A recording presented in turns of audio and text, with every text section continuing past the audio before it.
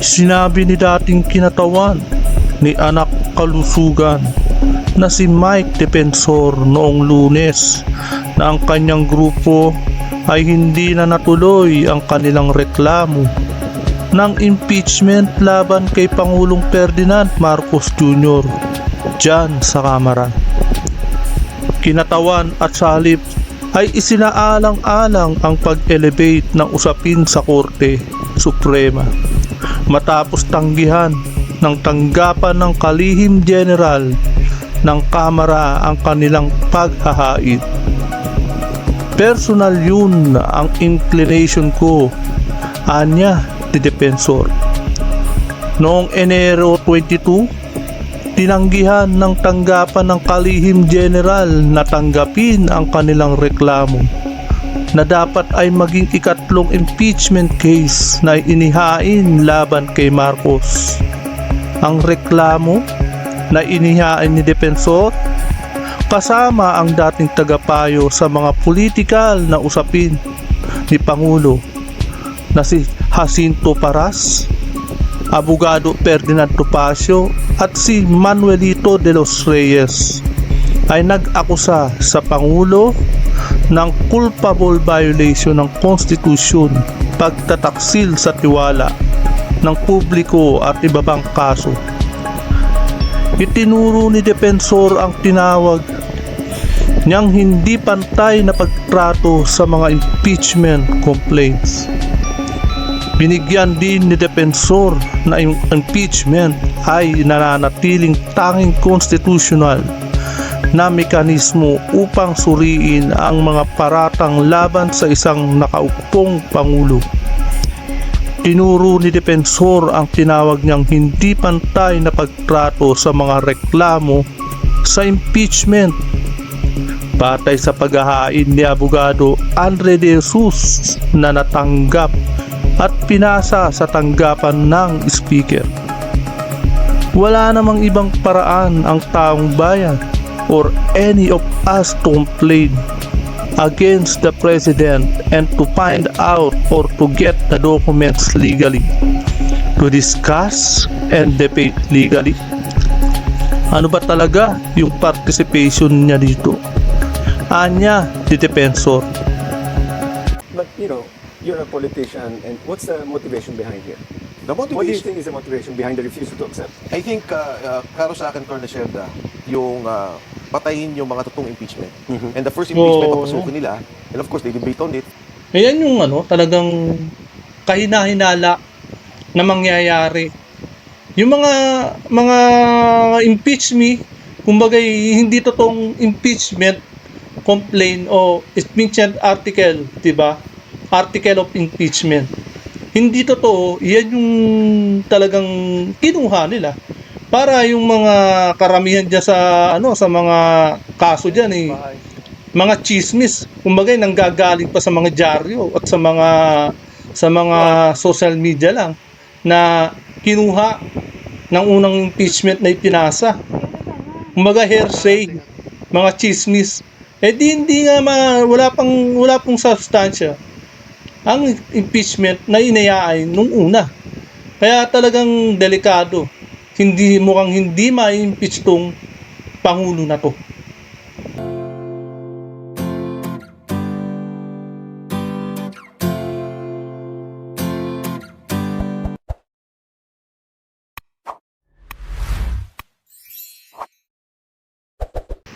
Ayan, mga kababayan at mga kapads press. Ito lamang po, ayan, naghain ng impeachment ang grupo ni dating Congressman Mike Defensor. At nakasabay nga nila ang Makabayan Black noong January 22. Hindi ako nagkakamali, no?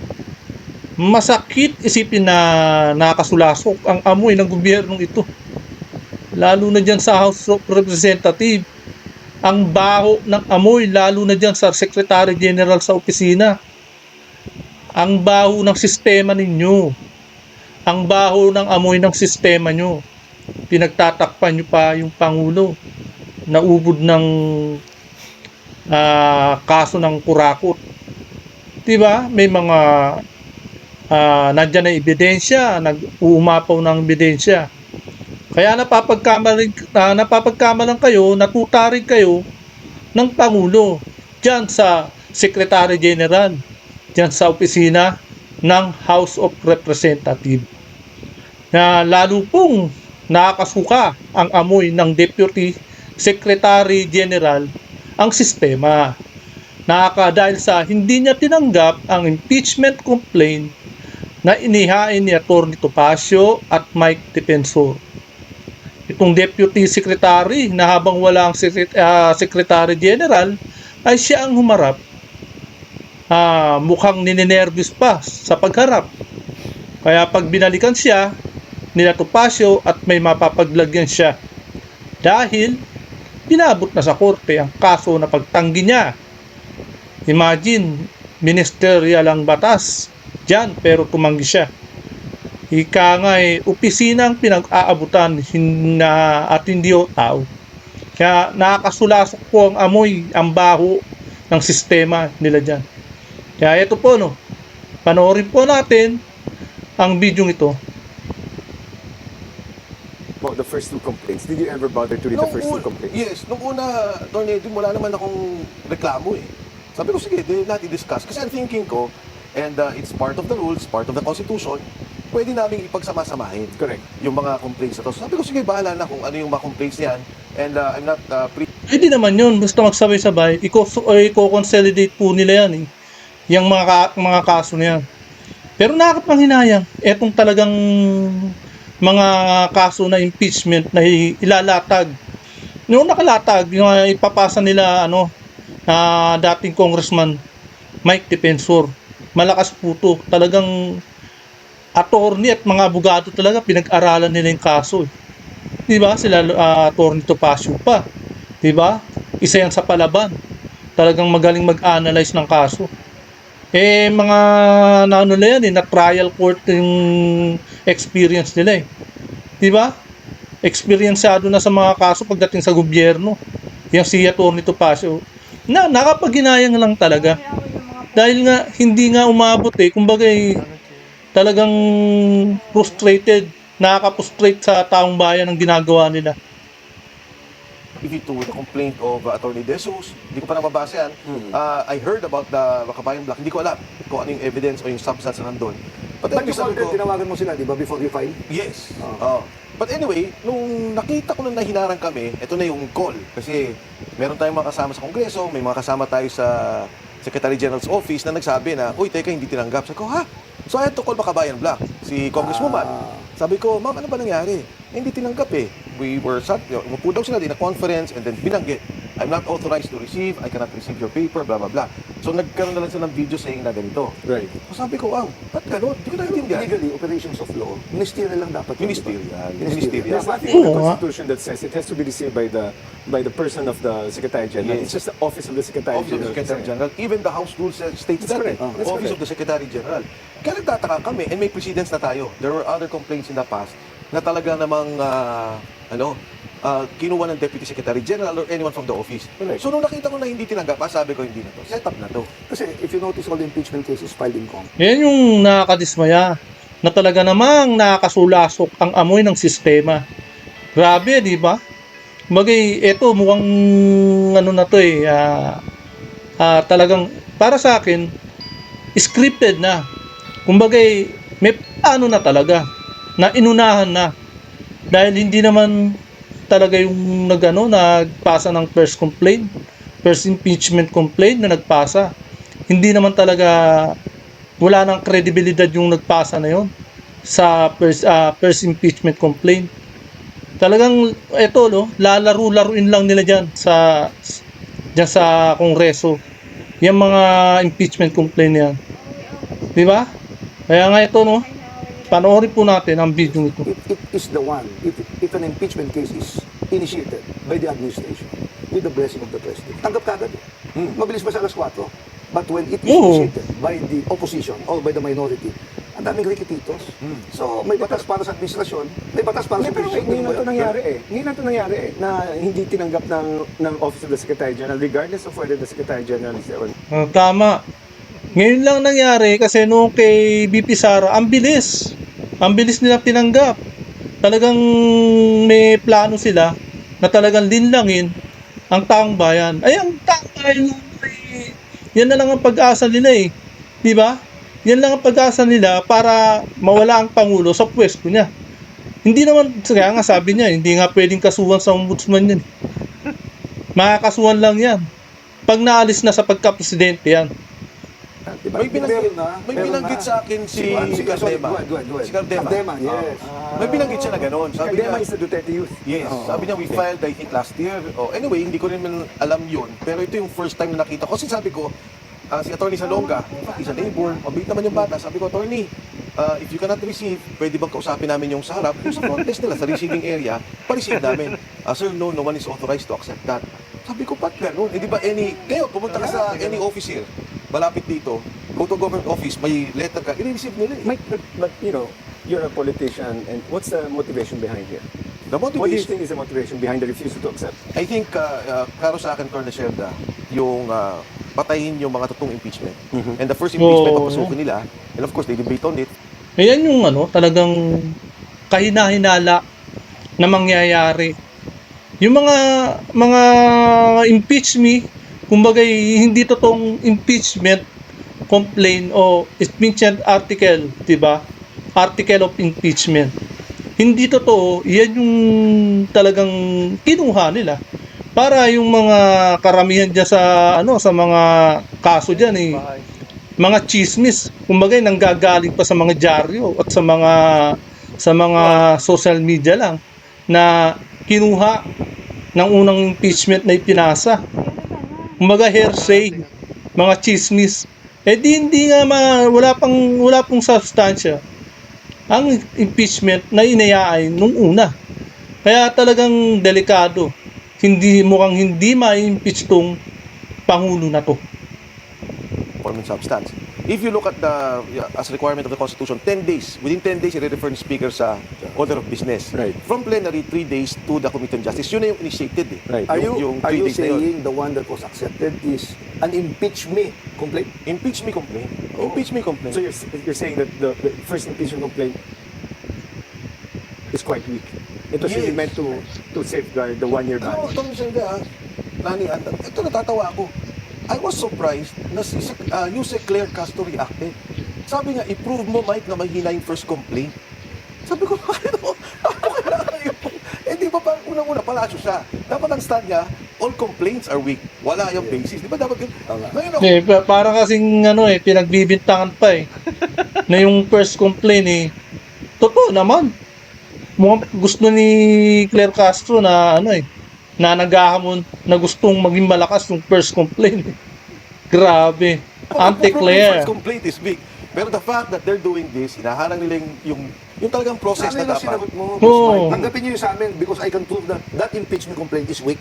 Ayaw na nga ni After the Atty. fact, Kasi Salonga. sabi ko nga dapat yun ang sinagot mo kay Yusek Claire Castro. Naawa na nga ako kay Atty. Salonga. Sabi niya, sir, pasensya na talaga kayo. I cannot.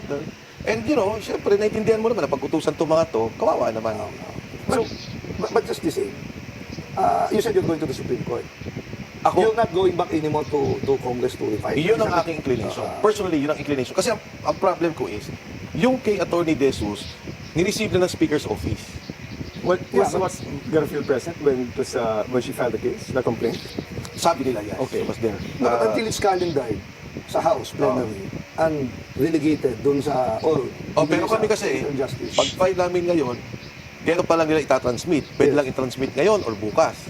Yung kanila, na-transmit na. na-transmit na, At yun ang constitutional basis nung unconstitutional yung ginawa yung nangyari kay VP Sara because apat na impeachment complaints. 1 year ang bar. pinalagay, sir. yes, oo. Yun may na. tatlong Was there an endorser Yun yung- from the representative of the House to endorse the complaint? Meron. Who's Meron.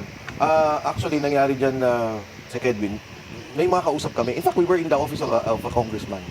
Nung hindi ni-receive, tinawagan ko sila. Wag na. Hindi, sabi ko lang, dyan lang kayo. Pag ni-receive, baba kayo. Sabi na, sige. Kasi nga, it's hard to impeach a president. Correct. Siyempre, yung mga congressmen are very much affected by yung gigipitin sila, pafilan sila ng case. Konting May mga- chismis lang. Oo. Yung bang mag-i-endorse sa impeachment nyo, minority o majority? Actually, mix. Mix? Mix. Oh. So may tatawid. Ay, hindi naman. Ano ba? Hindi, mix eh. Dapat nag-usap kami ni Egay, and apparently, I understand that you spoke to Egay, he was Yes. willing to endorse, and sabi niya, he doesn't want to endorse, and either naman ang sabi niya, complaints Yes, tama. both. But ang nakwento is that Kiko Versaga was going to endorse kaso suspended, so, and then yung anak ni Chavit Singson was supposed to endorse also the complaint. So, who was your possible endorsers at least?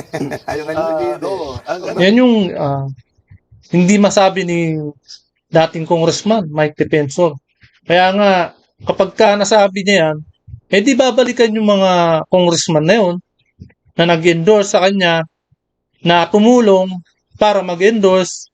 Siyempre, alam nyo na, yung budget. Baka hindi bigyan ng budget yung mga congressman na yun sa mga distrito nila. Iba namang klaseng gobyernong ito eh. Talagang kung sino pa yung nagsasabi ng totoo at sino pa yung kumakampi sa totoo, kinakasuhan, pinag-iinitan. Di ba? Lalo na yung mga congressman. Hindi na lang gawin nila ang trabaho nila para may proof. Kasi, kumbaga pag pinupuna sila, dapat gawin nila, i-develop nila yung trabaho nila. Kung paano yung mapaganda yung ekonomiya ng bansa, hindi yung kapag ka nabash at napuna yung pagkakamali nila, titirahin at aatakihin nila. Samantalang yung trabaho nila, hindi na nila nagagawa at nakakalimutan na nila. Kaya ang trabaho nila ngayon ay taga-atake, umatake sa mga kalaban. Pero yung ekonomiya ng bansa, pinababayaan na nila. Hindi, nasabi na. Wala siyang sinabi. At saka lalo na yung mga kriminalidad dito, wala na. Hindi na nila masikaso. Kwento eh. May lumalabas na kwentong ganun. Pero actually kay Kiko, nung nakausap ko siya, sabi ko, Kiko, alam mo maganda to kasi eto nga, ayan, you're a constitutionalist, Attorney Cerda. Suspended siya eh. Talaga? Suspended siya eh. So pag Suspended? nag-endorse siya, sabi ko, ano yan, that's something to be discussed by the Supreme Court. Constitution. Are you allowed to endorse or not? Kasi you're still a sitting congressman, you're Yeah, just suspended. suspended, right. So ano ba yan? Yeah, Yun tama, ang tama. isa. But I told him, you can't be just the only one. Kasi pagka ikaw lang yan, delikado. By It the has to way, be with an active sitting congressman. Now that you're mentioning congressman, you also mentioned that Saldico is willing to testify Yes. sa Yes. sa impeachment na Yes. final niyo. Yes. Really, ha? So nakausap mo siya mismo? Kasi naman yung kay Saldico. Answer first. Yeah. Did you personally speak to Saldico? Yes. Kasi ang sabi ko naman kay Kong Saldi, well, even before, sabi niya, di ba, I haven't spoken to him, sabi niya, willing akong magsalita sa Blue Ribbon Committee hearing. So, willing akong umupo dyan. But he was not allowed. So, sinabi ko, sige, under an impeachment process, kung papayagan ka under suspended rules without coming home, pwede ka ba? Sabi niya, pwede. Kasi we've done that. Sayang, di ba? Sayang na sayang. Dapat natuloy yung impeachment ang pangatlong impeachment na to na iniyaan nila Mike Defensor. Imagine, magiging witness si Saldico. Yung mga napanood natin sa social media na mga sinabi niya, na video niya dyan sa account niya sa Facebook, malamang at sa malamang, marami pa siyang ibubunyag. Pag once na impeachment nila Mike Defensor nakapasa, siya pa magiging witness. Marami siya ibubulgar. Done yung suspended Zoom during deliberations, Right. witnesses. In fact, even now, meron daw recent na from Thailand or China, they were allowed to testify under Zoom. So if you will be allowed, sabi niya, yes, I will do it. Sabi ko without talking about any other concern, but yung sinabi mo na. Alam mo saan ako nagtataka, Mike? Kaya mong hanapin si Saldico. Sila, parang hirap na hirap siya hanapin. O ayaw lang hanapin, o ayaw lang pahanap. Hindi ko alam. Hindi ko alam. Hindi ko alam. Hindi, ako naman, yung pagkakausap ko sa kanya is through an intermediary, So not person directly. not directly. So it's not a Pero gobyerno ng problema kung bakit hindi mahanap. At saka wala nang effort. Hindi na sila, kumbaga, hindi na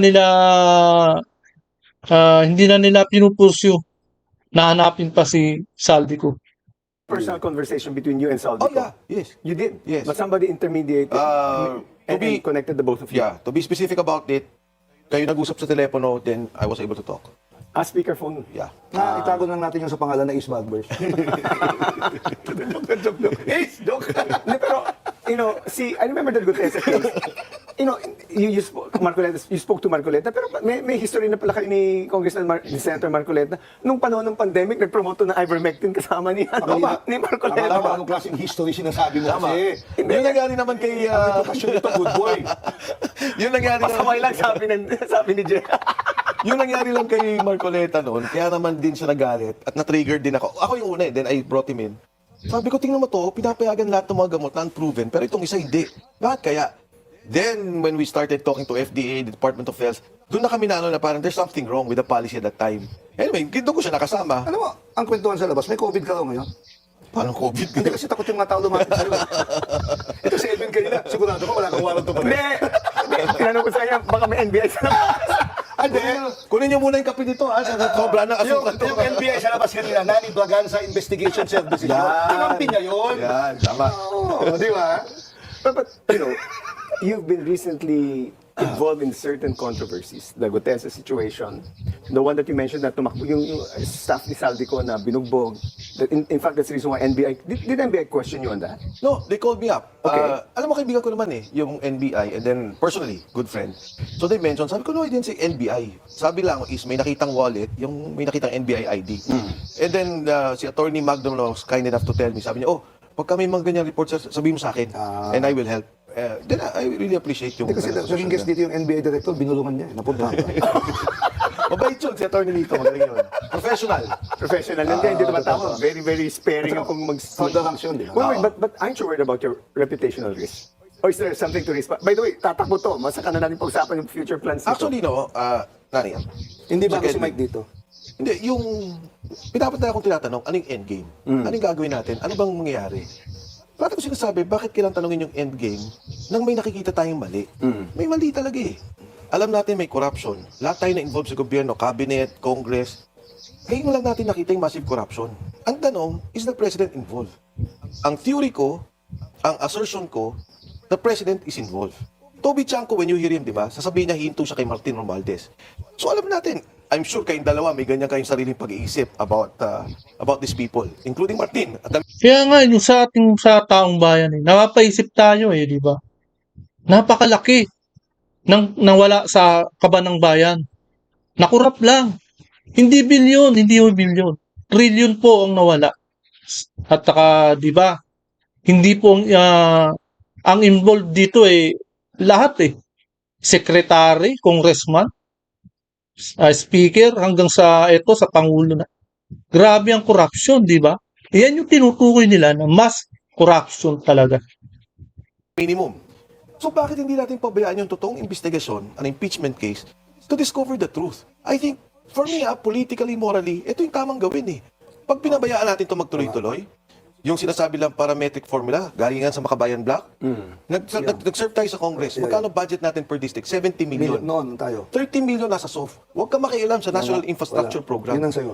Ngayon, Sec Edwin, every district 2 billion. Do you want this to continue? Gusto ba natin mangyari sa ating bayan to? So ako, yun ang endgame. Tapusin natin to, i-correct natin yung nangyari. Question lang, Mike. Marami nagsasabi na ang corruption under this administration is out of control. And secondly, free for all. Sa dami ng nasabit na tao na kabilang sa mataas na bahagi ng ating gobyerno. What can you say about that? Alam mo yung unprogrammed allocation, 2 trillion pesos. Ang claim ni Oo. Egay 1.4. Yan, di ba? 2 trillion pesos. Nag-divide kami niyan eh. Sabi ko, hindi, Egay 2. Sabi hindi na-release yung iba. Okay. So yung 1.4 trillion pesos nilagay sa unprogrammed allocation kalamihan flood control. Yung iba doon street lighting.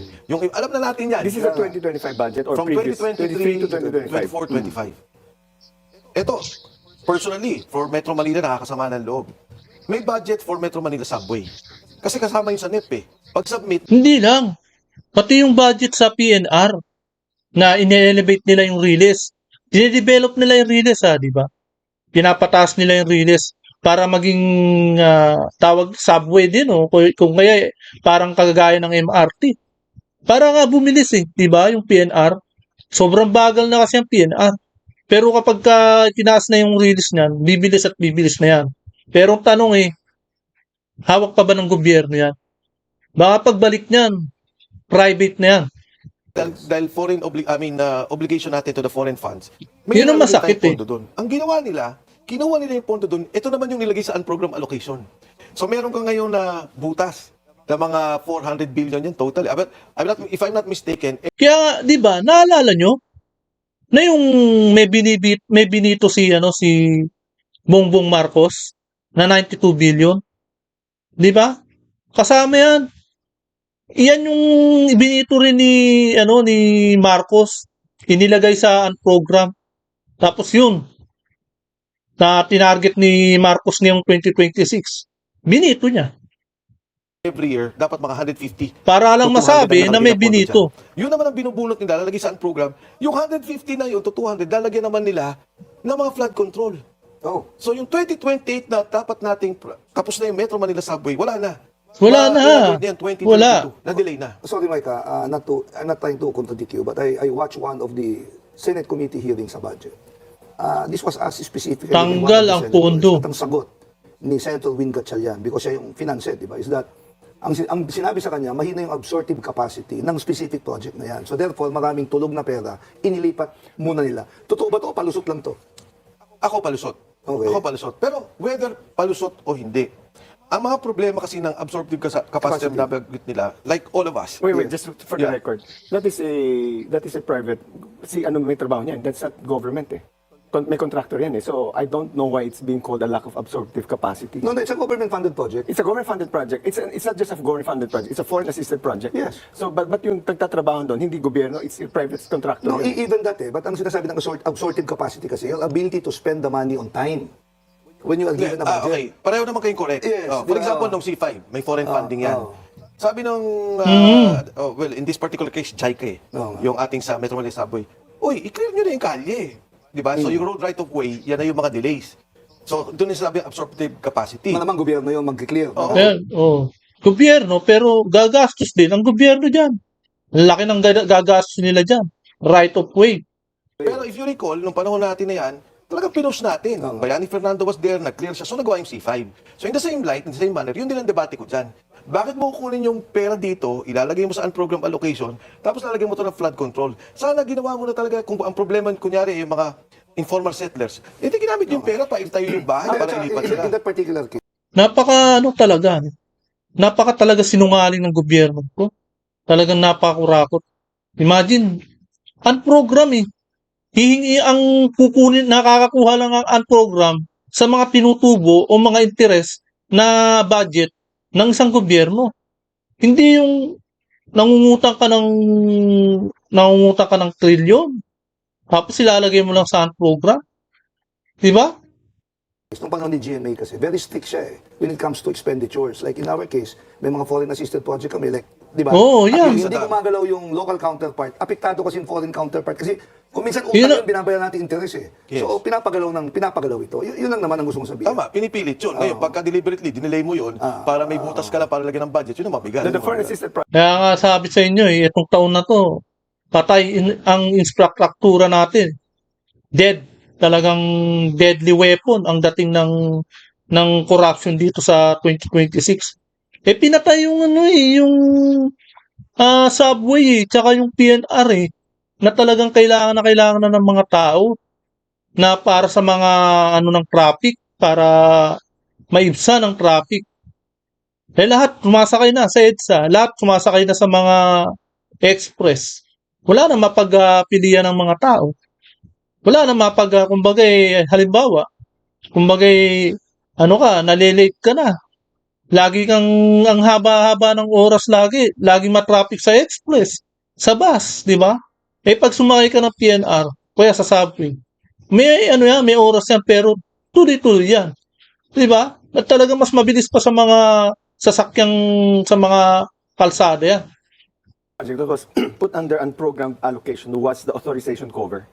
Because yung pera ng JICA nandoon na, pero kailan pa rin approval ng Congress. Congress. It wasn't, nilagay sa unprogrammed authorization cover ng pera. But Actually, si Edwin, Sorry, Mike, before you respond to that, ang kinikwento ko dito kanina, narinig ko sa budget hearing ng Senado, at yun ang tanong. Okay. So I'm not trying to question yung mga... Yeah. yun lang. correct. alright, Let me just name the foreign assisted projects para lang klaro. Yung Panay-Guimaras Road, kailangan natin yan. Yung Bataan-Cavite Road. Yes. Yung South Rail. Yes. Ito, ang bilis nito. Tama. Wala ka nang dadaanan dito. Andyan yung long haul. Tapos nandyan yung North-South Rail connection from Clark to Manila. Yung Laguna Grabe. Lake, kalye lang yun. Nagagawin doon sa gilid ng lake. Di ba yung Oo. di ba? C6. Yun eh. C6 yun. Hindi, yun nga ang si Edwin, andyan eh. Oo nga. Ba't nila tinatapos? Pagkatapos yung Metro Manila Subway, 6 to. So, sana man lang, gumalaw. Okay, that's the first thing. Ngayon, pag-usapan natin yung budget. Sige na. Oh. Let's just take a break first Okay. before we continue the discussion. So, Sayang lang no? Dapat yung Laguna Bay, ginano nila yan, pinalagyan nila ng dinerecho nila yung C6. Sayang, di ba? Papuntang Alabang, papuntang Laguna. Tutusin, meron na nakamba sa Laguna. Dapat dinerecho-recho na lang yun. Para yung C6 dire-diretso. At dyan nadadaan yung mga shortcut. Yung magiging optional yan eh. Di ba? Balang araw. Pag dumere-diretso hanggang Laguna yan. Sayang lang, di ba? Kaya ito po, no, ating pong napakinggan at napanood ang balitaktakan at syempre ang mensahe at salaysay ni dating Congressman Mike Defensor. Kaya ito po, no, hanggang dito na lang at kung hindi ka pa nakakapag-subscribe, please subscribe my channel para lagi kang updated sa bawat upload ko. Maraming salamat po.